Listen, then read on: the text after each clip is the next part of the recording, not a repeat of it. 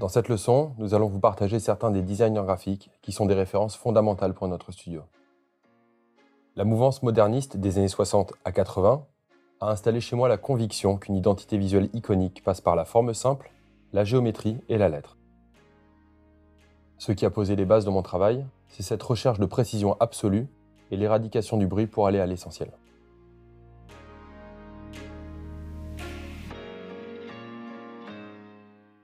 Pour moi, l'identité visuelle des Jeux Olympiques de 1968 à Mexico, par Len Swayman, est un cas emblématique, car le travail typographique dédié reprend parfaitement les codes du sport. La thématique des anneaux olympiques a été poussée à son maximum dans le lettrage et donne le ton pour l'ensemble des applications visuelles.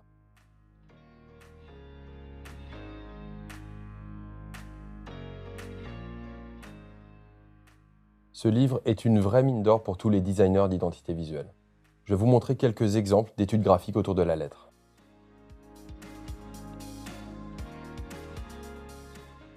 Paul Rand était un chef de file de cette mouvance, et il a créé certains des logos les plus célèbres du monde, comme IBM ou UPS.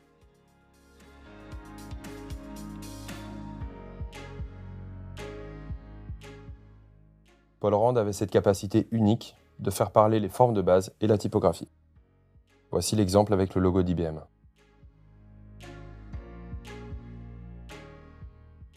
Maintenant, Jean-Rémy va vous présenter certaines de nos autres influences.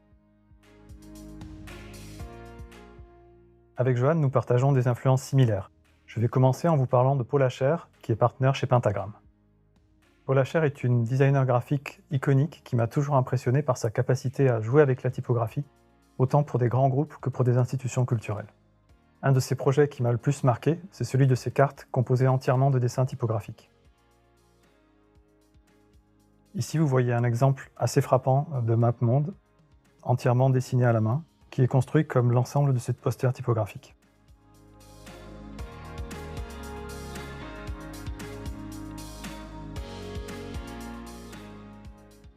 Un autre projet très marquant est celui réalisé pour The Public Theatre en 2008.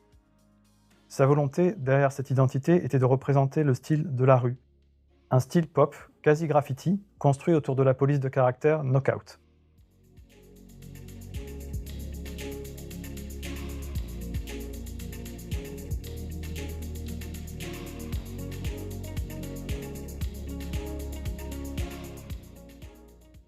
Toujours chez Pentagram, à New York, je dois citer Michael Bierut, un designer iconique qui a su remettre l'identité visuelle sur le devant de la scène en signant quelques cas d'identité emblématiques. L'identité conçue pour le MIT Media Lab est une identité simple et générative qui offre des possibilités quasiment infinies.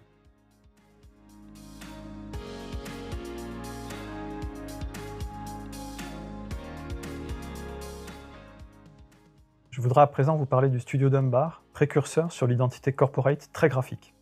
La particularité de Dunbar, c'est qu'ils savent se réinventer constamment, avec des cas emblématiques qui n'ont pas pris une seule ride. Je pense notamment à leur cas d'identité visuelle pour la police néerlandaise, réalisé en 1993 et qui est toujours d'actualité. Comme vous pouvez le voir, c'est un cas très graphique et en même temps très simple dans l'approche, à base de bandes diagonales, bleues et rouges, qui permet une simplicité et une pérennité.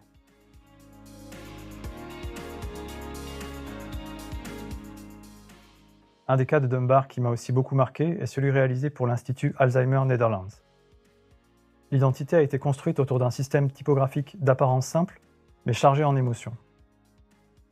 Dans cette identité visuelle, l'idée était de représenter la dégénérescence liée à la maladie d'Alzheimer. L'identité est construite autour d'un système typographique simple, de caractères dont le centre s'efface, pour représenter la perte de mémoire, l'oubli, lié à la maladie d'Alzheimer.